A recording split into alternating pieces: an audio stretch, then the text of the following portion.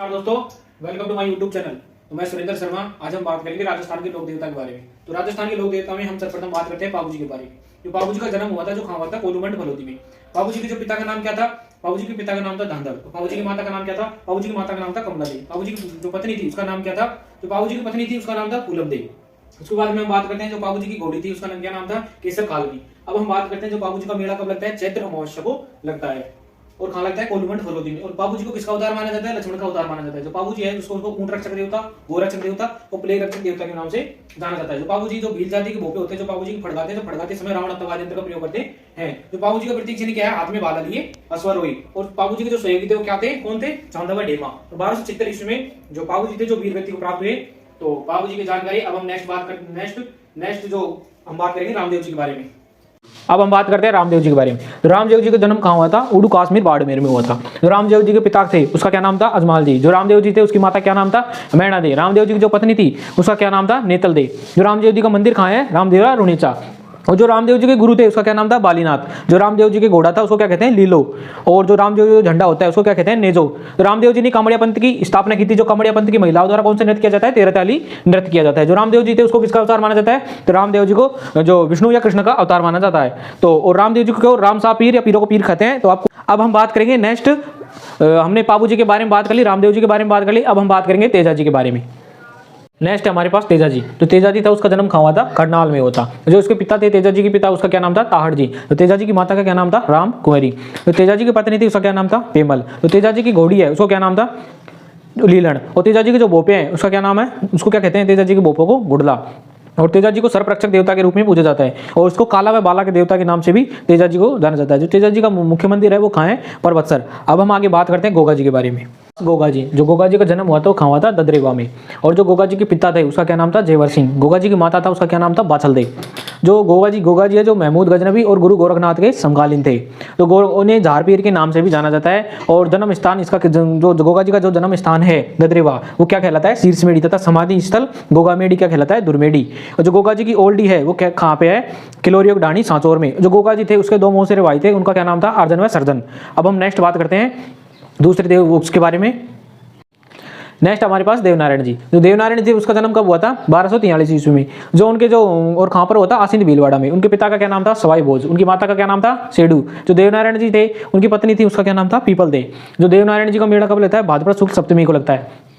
और जो देवनारायण जी थे इनके विष्णु का अवतार माना जाता है, क्योंकि इनके पीछे नाम के पीछे ही नारायण है। और जो इनके मंदिर रहते हैं उनके नीम के पत्ते चढ़ाए जाते हैं। जो देवनारायण जी हैं उनकी फड़ सबसे लंबी फड़ है तथा इसे जंतर वाद्य यंत्र के साथ गाते हैं। जो देवनारायण जी की जो फड़ है उस पर डाक टिकट जारी हो चुका है।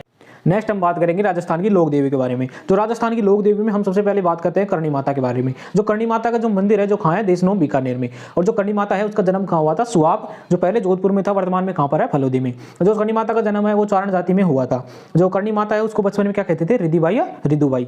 अब हम बात करते हैं जो करणी माता जो उसके मंदिर में जो चूहों का मंदिर कहते हैं, चूहों की देवी कहते हैं। सफेद चूहों के दर्शन शुभ माने जाते हैं वहाँ पर। और जो सफेद चूहा है उनको काबा कहते थे। और जो करणी माता है उसको दाढ़ी वाली डोगरी भी कहते हैं। जो करणी माता है उसका प्रतीक उसका क्या है? जो प्रतीक चिन्ह क्या है? चील। और जो करणी माता है उसने मेहरानगढ़ किले की क्या रखी थी? नींव रखी थी। और जो पिता थे करणी माता का उसको क्या नाम था? मेहाजी कीनिया। और माता का नाम देवलबाई। और जो करणी माता थी उसके 6 और अन्य बहनें थी। जो ये 7 बहनें थी करणी माता और 6 अन्य बहनें, इनको शक्ति का अवतार कहा जाता था। अब हम बात करेंगे नेक्स्ट माता के बारे में, जीण माता के बारे में। हमारे पास जीण माता। जो जीण माता है उसका मंदिर कहाँ है? रेवासा में। और जो जीण माता है उसका भाई का क्या नाम है? हर्ष। जो जीण माता के जो भाई है हर्ष, उसका जो मंदिर है जो पास में ही हर्ष की पहाड़ी पर बना हुआ है। जो जीण माता है जो चौनों की इष्ट देवी है और मधुमक्खियों की देवी भी जीण माता को कहा जाता है। और जो जीण माता है उसका लोकगीत सबसे लंबा होता है। और जो औरंगजेब है जो जीण माता के जो दीपक जलता था उसके लिए घी भेजा करता था। अब हम नेक्स्ट बात करेंगे उसकी कुल देवी है।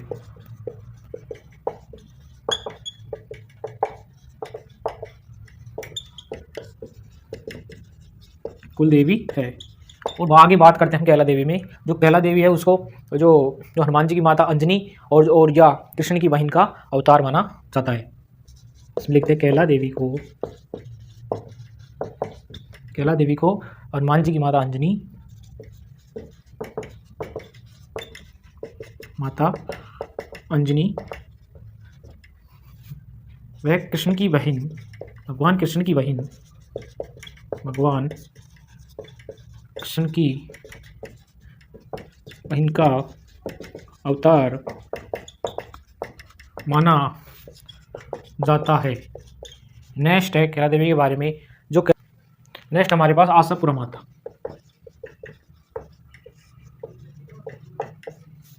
आशापुरा माता के बारे में हमारे पास है जो ये आशापुरा माता है जो चौहानों की कुलदेवी है तथा ब्राह्मणों की विश्व ब्राह्मणों की कुलदेवी है। जो इनकी पूजा जो महिलाएं करती है, जो पूजा करते समय हाथों में मेहंदी नहीं लगाती, यानी कि यह है चौहानों की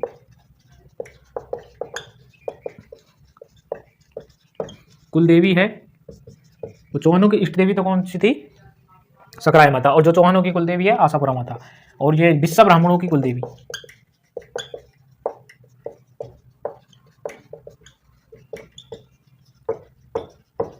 विश्व ब्राह्मणों की कुलदेवी। और जो इनकी जो पूजा करती हैं वो महिलाएं हाथों में मेहंदी नहीं लगाती। इनकी पूजा करने वाली महिलाएं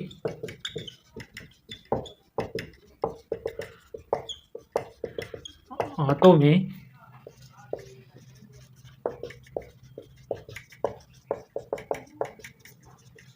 जो इनकी पूजा करती है वो जो महिलाएं हाथों में इनका मेहंदी नहीं लगाती। जो इसका मंदिर है, इसका मुख्य मंदिर है नाडोल पाली में। ठीक है, तो नेक्स्ट हम बात करते हैं तनोट माता की। नेक्स्ट हमारे पास तनोट माता। जो तनोट माता है उसको कहते हैं थार की वैष्णो देवी।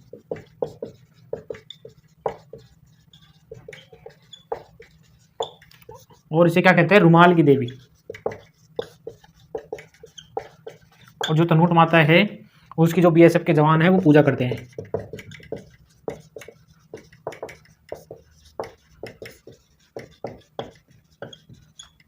इसको थार की वैष्णो देवी कहते हैं, रुमाल की देवी कहते हैं, और बीएसएफ के जवान इनकी पूजा करते हैं। जो तनोट माता का मंदिर है जो कहाँ पर है? जो थार है, थार का मतलब जैसलमेर में। ये तनोट माता से संबंधित जो बात है हो गई। नेक्स्ट हमारे पास जो माता आती है पास नारायणी माता।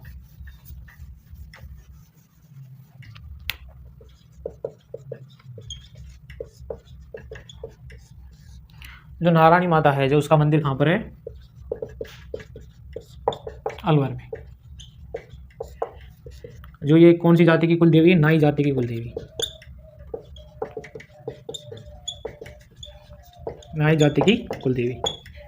मीणा जाति के लोग भी इस माता को मानते हैं। मीणा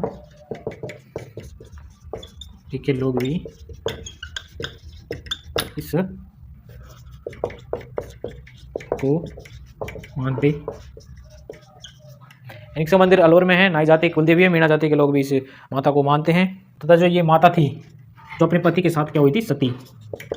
नारायणी माता जो अपने पति के साथ सती हुई थी। इसका मंदिर अलवर में है। नाई जाति कुलदेवी है। मीणा जाति के लोग इसको मानते हैं। तथा जो ये क्या है? अपने पति के साथ सती हुई थी। नेक्स्ट हमारे पास चामुंडा माता।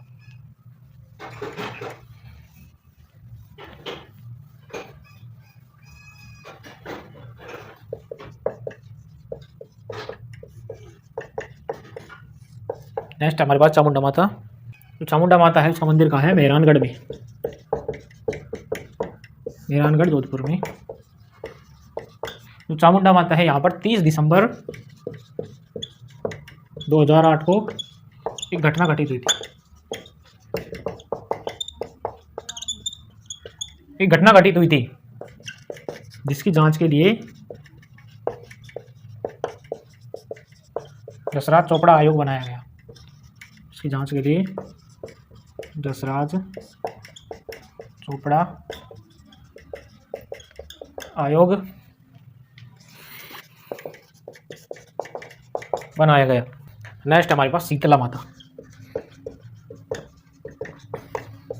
जो शीतला माता का मंदिर है वो कहाँ पर है? चाकसू जयपुर में। इसका निर्माण करवाया था माधो सिंह फर्स्ट ने। यानी कि मंदिर कहाँ है?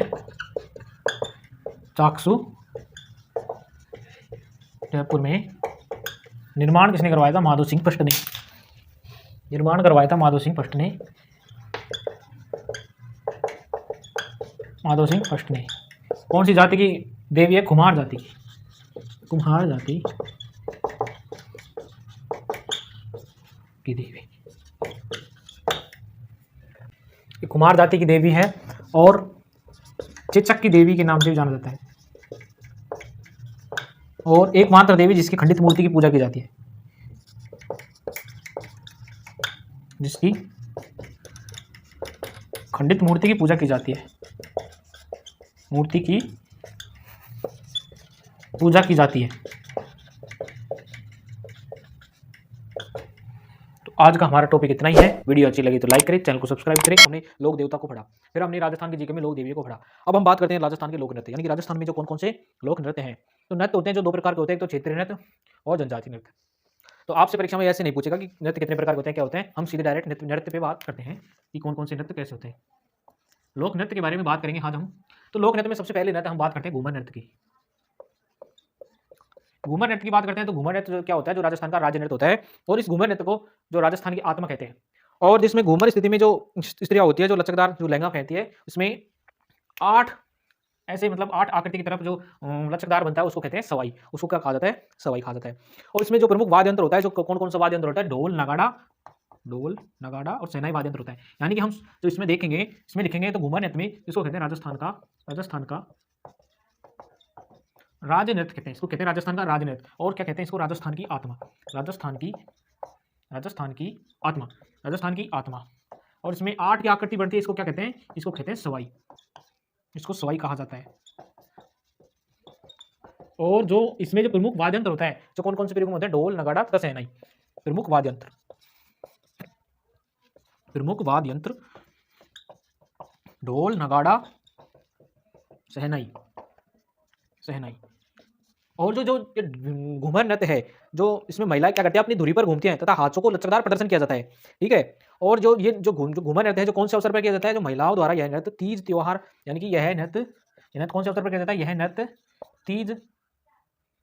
तीज त्योहार व अन्य अवसरों पर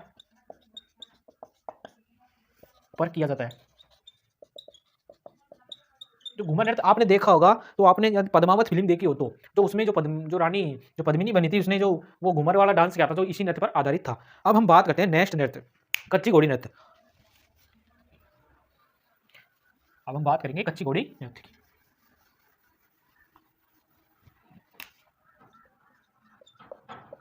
कच्ची घोड़ी नृत्य, इसमें नाम से ही पता है कि इसमें घोड़ी जैसी आकृति बना के इसमें नृत्य करते हैं। तो इसमें क्या करते हैं? इसमें कौन घोड़ी नृत्य, ये पुरुषों द्वारा किया जाता है। पहली बात तो इसमें पुरुषों द्वारा नृत्य किया जाता है, पुरुषों द्वारा किया जाता है। ठीक है, पुरुषों द्वारा किया जाता है। सेकंड बात क्या है, कहाँ किया जाता है? शेखावाटी क्षेत्र में किया जाता है। शेखावाटी क्षेत्र में किया जाता है। यानी कि यह नृत्य जो पुरुषों द्वारा किया जाता है और शेखावाटी क्षेत्र में किया जाता है। इसमें क्या करते हैं? जो चार पुरुष 2 पंक्तियों में नृत्य करते हैं। 2 पंक्तियों में नृत्य करते हैं। तो कितने पुरुष हो गए टोटल? 4 पुरुष 2 पंक्ति, यानी 2 पंक्ति में 4 पुरुष हो गए। तो कितने पुरुष हो गए? 8 पुरुष। यह ध्यान रखना, ये पूछा जा सकता है कि कच्ची घोड़ी नृत्य में कितने पुरुष नृत्य करते हैं। नृत्य करते समय जो नृत्य करते हैं, जो नृत्य करते समय फूल के खिलने व बंद होने का दृश्य प्रतीत होता है। जो कच्ची घोड़ी नृत्य करते हैं उसमें फूल के खिलने व बंद होने का दृश्य सा प्रतीत होता है। जो कच्ची घोड़ी नृत्य, इसमें पुरुषों से क्या बांधी जाती है? लकड़ी बांधी जाती है। इसमें क्या बांधी जाती है? पुरुषों से लकड़ी बांधी जाती। इसमें क्या होता है? पुरुषों से लकड़ी बांधी जाती है। तो ये कच्ची घोड़ी नृत्य के बारे में बात होगी। अब नेक्स्ट हम बात करेंगे अग्नि नृत्य के बारे में।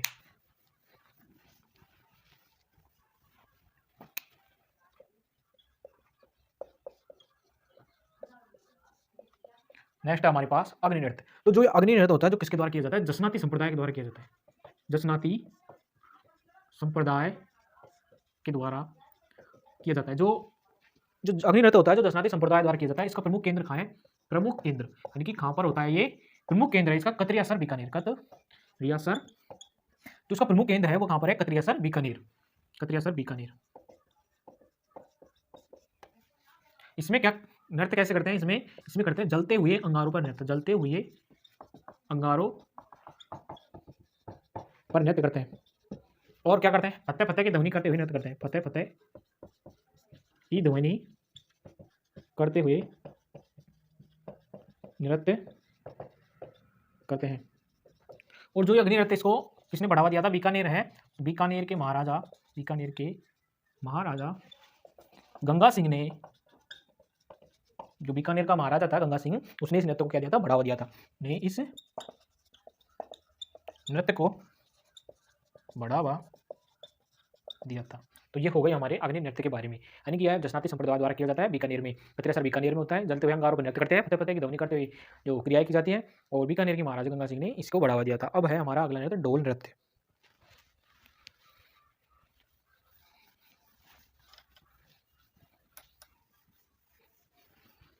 ढोल नृत्य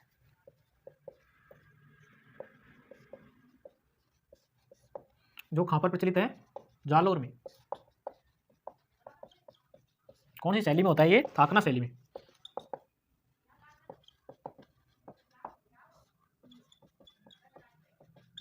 और कौन सी जाति के द्वारा किया जाता है? डोली, माली, सरगड़ा, भील, ये जाति के द्वारा ये नृत्य किया जाता है। तो जयनारायण व्यास ने क्या किया था? इस नृत्य को बढ़ावा दिया था। जयनारायण व्यास ने इस नृत्य को बढ़ावा दिया। अब हमारे सामने क्या है? डोल नृत्य। इसका प्रचलन है जालोर में। इसको स्थापना शैली में किया जाता है। डोली, माली, सरगड़ा व भील जनजाति द्वारा इसको नृत्य किया जाता है। जयनारायण व्यास ने इस नृत्य को क्या दिया था? बढ़ावा दिया था। अब हमारे पास है घुड़ला नृत्य।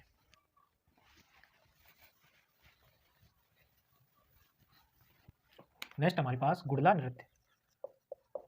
घुड़ला नृत्य तो जो हमारे पास जो घुड़ला नृत्य है, जो क्या होता है? जोधपुर में जो महिलाओं के द्वारा शीतला अष्टमी से लेकर गणगौर तक किया जाता है। यानी कि यह नृत्य महिलाओं के द्वारा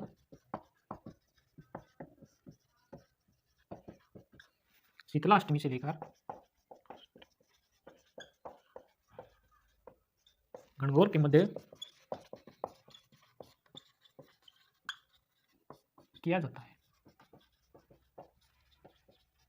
जो ये घुड़ला नृत्य है, जो महिलाओं के द्वारा जो शीतला अष्टमी से लेकर गणगौर के मध्य तक किया जाता है। चलो हम बात करते हैं घुड़ला नृत्य की। यह नृत्य महिलाओं के द्वारा शीतला अष्टमी से लेकर गणगौर के मध्य तक किया जाता है। इसे राजा सातल की याद में मनाया जाता है, जिसने घुड़लेखा को मार गिराया था।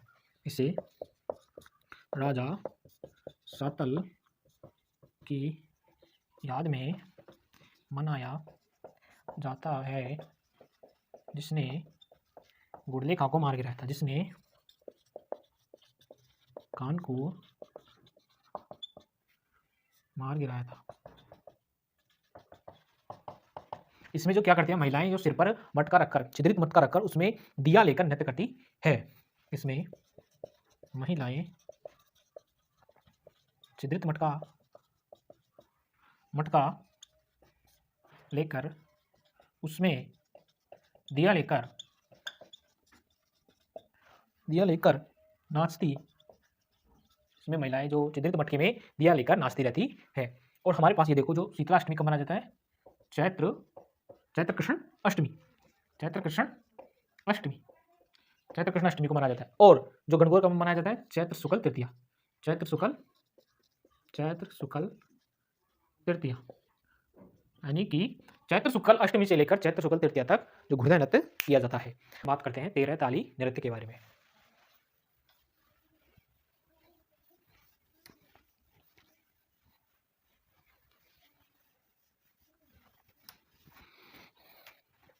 तेरह ताली नृत्य।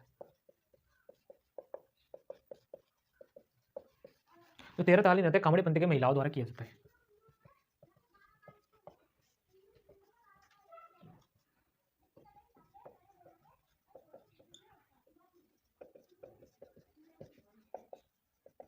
कामड़ी पंथी की महिलाओं द्वारा किया जाता है 13 ताली नृत्य। इसमें क्या होता है?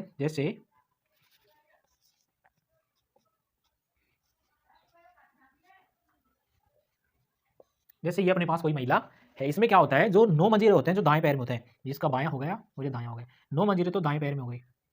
ठीक है, कुल 13 मंजीरे हमने को करने हैं, तो 9 मंजीरे दाएं पैर में, ठीक है, और 2 मंजीरे कोहनियों में, और 2 कोहनियों में 2 मंजीरे, ये यहाँ पर कोहनी है, और 2 मंजीरे हाथों में। कितने हो गए? 9 और 4 13, जो 13 मंजीरे होता है। ठीक है, जो इसमें नृत्य करते हुए महिलाएं कर्तव्य दिखा दिया है, यानी नृत्य करते हुए महिलाएं कर्तव्य दिखाती है। नृत्य करते समय महिलाएं कर्तव्य दिखाती है। इसमें जो वाद्य यंत्र कौन सा काम लेते हैं? तानपुरा, चौतारा, तानपुरा और चौताला। और जो मुख्य केंद्र है इसका कहाँ पर है? मुख्य केंद्र पादरला पाली। जो इसका मुख्य कलाकार कौन है? तेरताली नृत्य का मांगी बाई।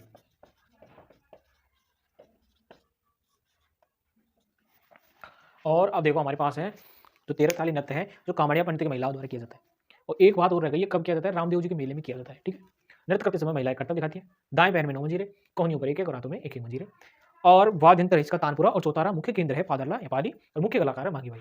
अब आज हमने जो कुल 6 नृत्य पढ़े हैं, बाकी के नृत्य हम कल पढ़ेंगे। वीडियो अच्छी लगी तो लाइक करें, चैनल को सब्सक्राइब करें। धन्यवाद, मिलते हैं नेक्स्ट टॉपिक के साथ।